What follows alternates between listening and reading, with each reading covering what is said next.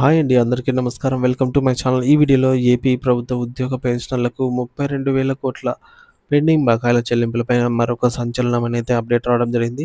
దీనికి సంబంధించిన పూర్తి వివరాలు వీడియోలో తెలుసుకుందాము. వీడియో అయితే ఎక్కడ గాని స్కిప్ చేయకుండా ఎండ్ వరకు చూసేయండి. అప్పుడు ఇన్ఫర్మేషన్ పూర్తిగా అర్థమవుతుంది.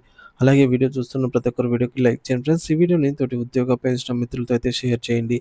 కొత్తగా మన ఛానల్‌ని చూస్తున్నవారు ఇంకా ఎవరైనా సబ్స్క్రైబ్ చేసుకోకుంటే వెంటనే మన ఛానల్‌ని సబ్స్క్రైబ్ చేసుకోండి.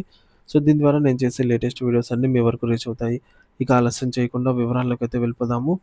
సో, ఫ్రెండ్స్ ఇక విషయానికొచ్చినట్లయితే ఆంధ్రప్రదేశ్‌లో కొత్త ప్రభుత్వం అధికారంలోకి వచ్చి 16 నెలలు పూర్తయినా ప్రభుత్వ ఉద్యోగుల సమస్యలు మాత్రం ఎక్కడికి అక్కడే ఉన్నాయి. ఎన్నికల సమయంలో ఇచ్చిన హామీలు, కీలక హామీలను నెరవేర్చకపోవడంతో సుమారు 32,000 కోట్ల బకాయిలను చెల్లించడంలో ప్రభుత్వం నిర్లక్ష్యం వహించడం పైన ఉద్యోగ, ఉపాధ్యాయ, పెన్షనర్ల వర్గాల్లో తీవ్ర అసంతృప్తి, ఆందోళన వ్యక్తమవుతోంది. ప్రభుత్వం ఇదే వైఖరిని కొనసాగిస్తే ఉద్యమ కార్యాచరణకు దిగడం తప్ప మరొక మార్గం లేదని ఉద్యోగ సంఘాలు హెచ్చరిస్తున్నాయి. సో, ప్రధానంగా నెరవేరని హామీలు, పెండింగ్ సమస్యల లిస్టు చూద్దాము.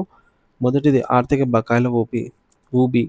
ప్రభుత్వం ఉద్యోగులకు చెల్లించాల్సిన డీఏ బకాయిలు, పీఆర్సీ బకాయిలు, సరెండర్ లీవ్ చెల్లింపులు, ఇతర చెల్లింపులతో కలిపి మొత్తం 32,000 కోట్లకు చేరింది.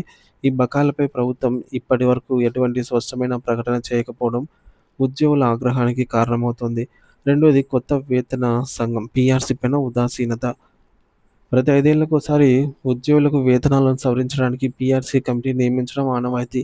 గత పీఆర్సీ కమిషనర్ రాజీనామా చేసి ఏడాది గడిచినా ప్రభుత్వం కొత్త కమిషన్‌ను నియమించడం లేదు. కనీసం మధ్యంతర భృతి, ఐఆర్ ప్రకటించాలన్న డిమాండ్‌ను కూడా పట్టించుకోవడం లేదు. ఇది ప్రభుత్వ ఉదాసీనతకు నిలువుటద్దం పడుతోందని ఉద్యోగులు విమర్శిస్తున్నారు. మూడోది సిపిఎస్ రద్దు, జీపీఎస్ సమీక్ష. ఎన్నికల సమయంలో ఇచ్చిన కీలక హామీ అయినటువంటి కాంట్రిబ్యూటరీ పెన్షన్ స్కీమ్ సిపిఎస్ రద్దుపై ప్రభుత్వం మౌనం వహిస్తోంది.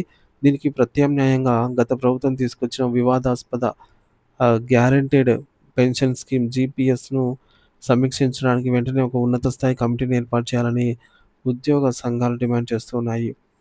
ఇక నాలుగోది ఔట్‌సోర్సింగ్ కాంట్రాక్ట్ ఉద్యోగుల వేతలు. ఔట్‌సోర్సింగ్ కాంట్రాక్ట్ ఉద్యోగుల సేవలను క్రమబద్ధీకరిస్తామని, సమాన పనికి సమాన వేతనం ఇస్తామని ఇచ్చిన హామీలు కూడా నీటమాటలుగా మిగిలిపోయాయి. ఇతర కీలక డిమాండ్‌లైనటువంటి సకాలంలో జీతాలు, పెన్షన్లు. ప్రతి నెల 1వ తేదీన జీతాలు, పెన్షన్లు చెల్లించడంలో జరుగుతున్న జాప్యాన్ని నివారించాలి.